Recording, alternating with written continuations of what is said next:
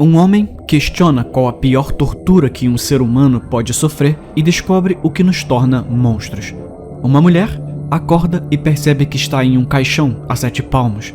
Um jovem volta para casa e cruza o caminho de seu maior perseguidor. Esses são 3 pesadelos que você encontra no meu novo livro. Se quiser 3 histórias de terror surpreendentes e ainda apoiar esse canal, é só ler através do link no primeiro comentário fixado. Agora sim, vamos pro vídeo.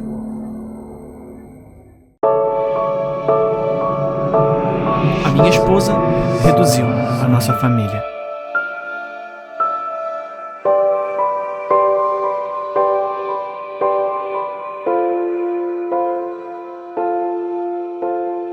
Uma criança. Esse era o nosso plano.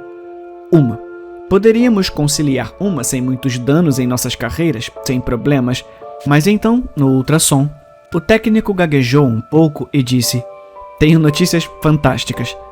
Alguns meses depois, nosso querido amigo Sr. Stork ajudou minha esposa a colocar para fora Darren, Deborah e Daniel. Naquele primeiro ano, a minha esposa e eu provavelmente tivemos uns bons 20 minutos de sono entre nós. Nós nos tornamos mortos-vivos, passando por alimentação, cochilos e até mesmo a hora do banho. Isso também se estendeu à nossa vida profissional.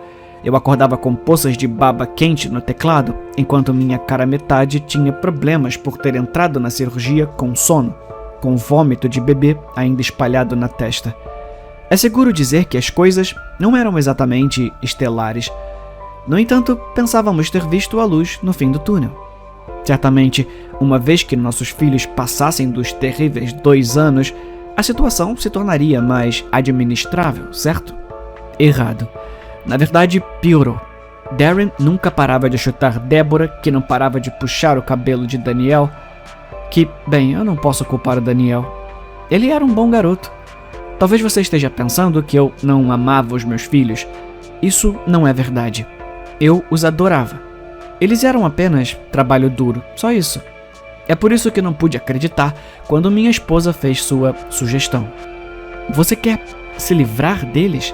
perguntei, enquanto abri o punho fechado de Deborah para que ela soltasse o cabelo de Daniel. "Não, pense nisso mais como redução de pessoal. A gente pode encontrar uma família nova para um deles." Seus olhos se voltaram para Darren, que continuava chutando a irmã no estômago. "Não sei, talvez 2. Essa natureza fria e desapegada foi o que fez dela uma cirurgiã tão incrível.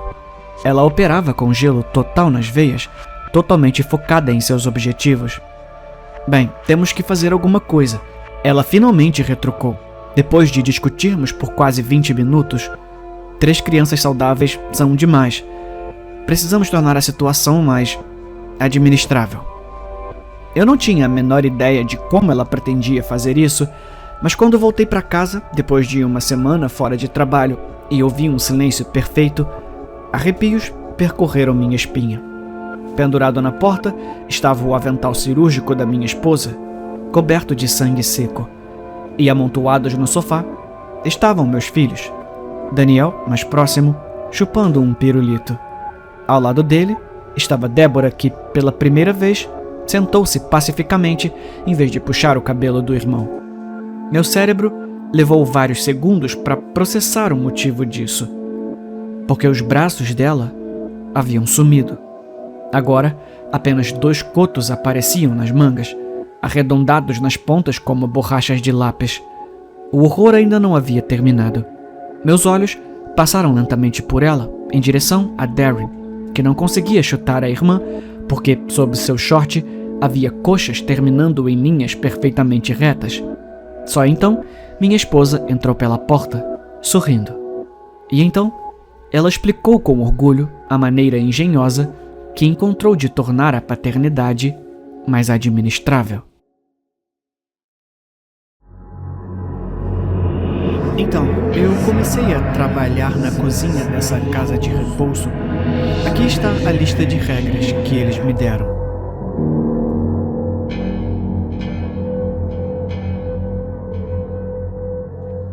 Bem-vindo à família Twilight Grove.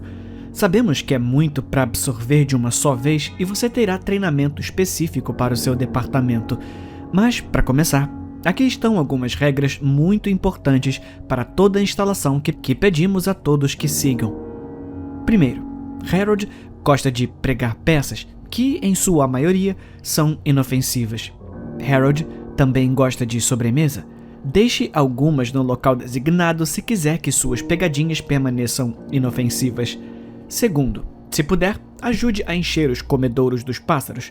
A observação de pássaros é uma atividade divertida para os moradores e os mantém engajados. Além disso, a coisa no telhado odeia pássaros, pois é uma situação em que todos ganham.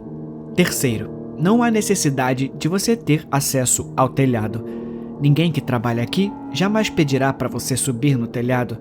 Perguntas repetidas e obsessão em subir no telhado levarão a ações disciplinares e pedidos de desculpas. Não deveríamos ter deixado isso chegar tão longe.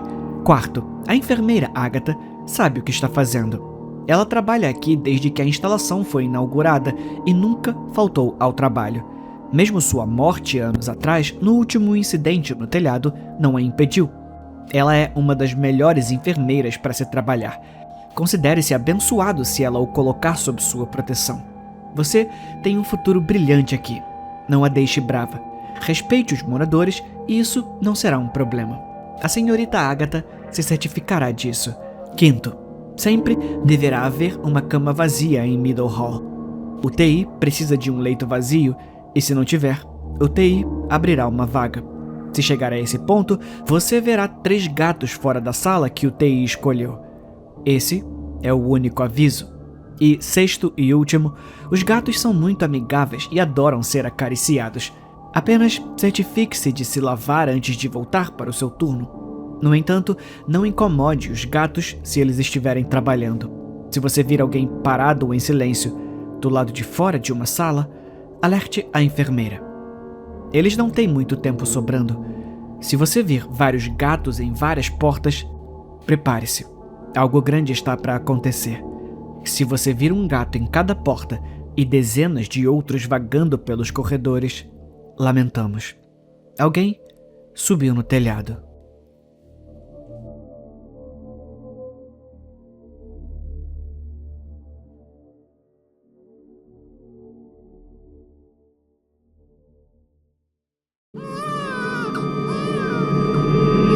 O dia que os bebês choraram.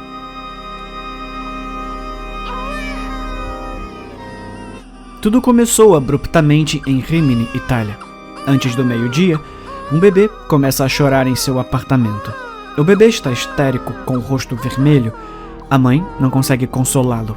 Nada do que ela faz funciona. Ela o embala nos braços, mas o rosto do bebê está vermelho e ele continua chorando. No andar de cima, ela ouve outra criança começar a gritar. Os bebês do prédio começam a gritar coletivamente, chorando em absoluta histeria. Os pais estão apavorados. Nada impede seus gritos. Às 3 da tarde, o mundo está dominado por um desconforto sinistro. Vídeos da Itália e da França mostram que as cidades terão o eco sombrio dos gritos com o lamento terrível e doloroso dos bebês das cidades. As cidades começam a ficar inquietas.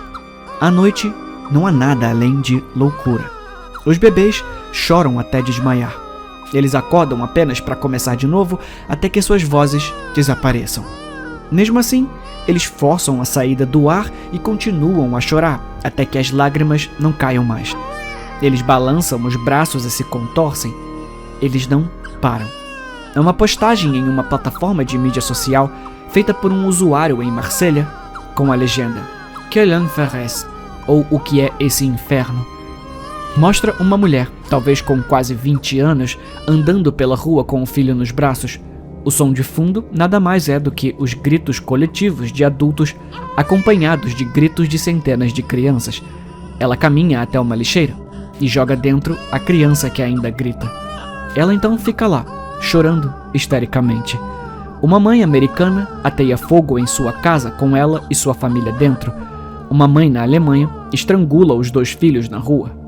Um cambaleante pai chinês balança a cabeça de seu bebê gritando sobre o chão, enquanto uma multidão ao seu redor apenas fica olhando. Uma aldeia polonesa joga todos os seus filhos no rio. Um casal e seu recém-nascido entram de carro em um lago na Suécia. Uma mãe canadense corta as próprias orelhas da cabeça. Outras coisas profanas e indescritíveis acontecem durante a noite. As pessoas perdem a sua humanidade. As autoridades lutam para conter o caos, distribuindo protetores de ouvido e sedando as crianças que gritam ainda mais com as drogas. Isso continua por mais 20 horas. Quando o sol se põe no dia seguinte, para. De repente, elas param. O que aconteceu exatamente, acho que eles nunca saberão. Porém, isso nunca sai da sua mente, e o som ou o choro de um bebê nunca soam iguais. As pessoas murmuram e ficam pálidas quando isso surge na conversa. Os vídeos e fotos repugnantes ainda circulam online. Cada um lembra onde estava naquele dia.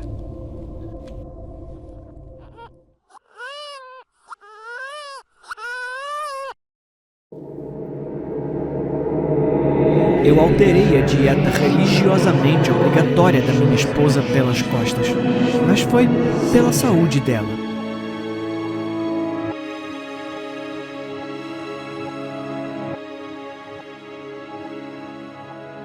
A minha esposa cresceu como uma batista superior bastante relaxada. Na maior parte de sua vida, ela não gostou da religião. Porém, nos últimos tempos, ela se aproximou de suas raízes religiosas, principalmente por causa de alguns colegas de trabalho que também são da Batista. Agora, ela é muito mais ortodoxa em relação ao assunto. Como você pode ou não saber, a observância estrita da Batista Superior indica a ingestão de proteína humana uma vez a cada 15 dias. Minha esposa não cresceu seguindo isso, mas recentemente decidiu fazer. No entanto, nos primeiros meses ela começou a manifestar sintomas neurológicos, perda temporária de memória, alterações de personalidade, antipatia pelos entes queridos após o pôr do sol e diminuição da orientação espacial. Fomos ao médico dela e ele a diagnosticou com síndrome de Daller.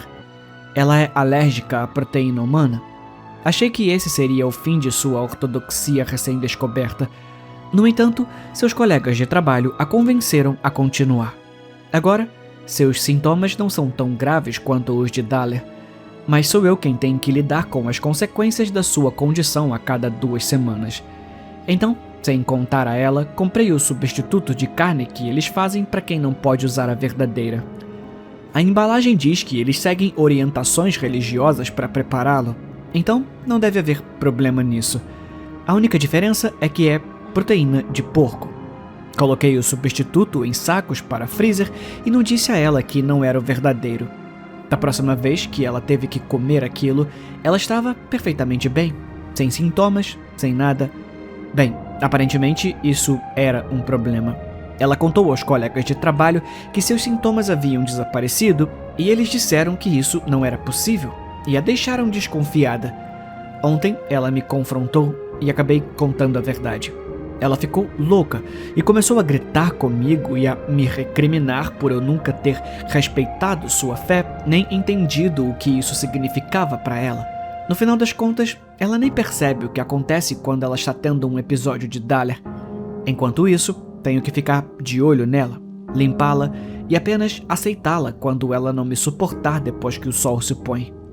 No dia seguinte, ela não se lembra de nada. Mas eu, sim. Agora ela não está falando comigo. Eu acho que eu não sou um bom marido.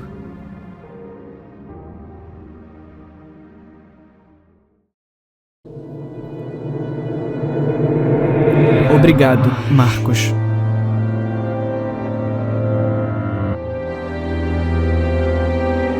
Sentei-me na sala mal iluminada, cercado por objetos estranhos. As novas e extremamente potentes drogas estavam começando a fazer efeito. Marcos. Ei, Marcos. Tá tudo bem. Eu tô aqui com você. A voz de David ecoou, seu rosto se transformando e mudando diante dos meus olhos. Apenas vá em frente, cara. David, o que aconteceu com seu rosto? Eu balbuciei e não pude deixar de rir. Sim, mano, sou eu. Só relaxa e siga em frente, ok? Quando seu rosto começou a se contorcer e virar de cabeça para baixo, meu coração começou a disparar. E eu não conseguia lidar com a aparência dele naquele momento. Fechei os olhos e ouvi suas palavras. Costumávamos passar por momentos malucos, não é? Sua voz parecia vir de todas as direções e fazia cócegas em meus tímpanos. Conversamos pelo que pareceram horas, relembrando nossa infância e compartilhando segredos. Lembra daquela vez que saímos para encontrar Becky e James na floresta? Sim, eu ri. Eu arranhei metade do corpo inteiro quando saí pela janela. Eu estava sangrando antes mesmo da gente sair. Me virei e vi que o sorriso de David era estranhamente torto. Ah, cara, agora que eu me lembro. Eu tava quase chorando e você bateu na minha nuca e disse: "Ah, não sejam maricas." Cara, eu queria tanto chorar. Nós dois balançamos pra frente e pra trás de tanto rir. Você tava sempre fazendo isso. Ah, você sempre mereceu. Ele riu. O que acabamos fazendo na floresta? Você se lembra? Ah, eu me lembro bem. Sua voz baixa e séria dessa vez. E isso me pegou de surpresa. O que você quer dizer? Eu perguntei. Seu rosto agora era apenas um pedaço de pele. O que aconteceu? Fomos pra floresta. Conhecemos Becky e James. Fomos pra toca que construímos. Ah, sim. Eu me lembro da toca. Certo, a toca perto do lago. E você se lembra do que aconteceu lá? Ah, você continuou me chamando de maricas de novo, porque eu tava reclamando que tinha me arranhado. Sim. E então? E então, James e Becky começaram a participar. Vocês estavam todos me intimidando e eu lembro que eu só queria ir pra casa. Vocês não me deixaram. Eu sentei sozinho e chorei enquanto todos vocês riam. Uma pequena lágrima começou a se formar no meu olho. Aham. E depois? E então eu vi uma pedra grande. E aí, o que você fez com aquela pedra grande? Eu bati em todos vocês com isso, na nuca. A lágrima caiu. Obrigado, Marcos, ele disse. Você finalmente enfrentou a verdade. A voz de David assumiu um tom completamente diferente, cortando a névoa da minha mente. O que? Quem é você? Meu nome é Dr. Carter, Marcos. Eu estou aqui para obter essa confissão de você. Esperamos anos. Você pode retornar à sua cela normal em breve, assim que os efeitos passarem. Parabéns. Você respondeu ao nosso tratamento muito bem, o que me dá grande esperança para futuras investigações. Obrigado, Marcos.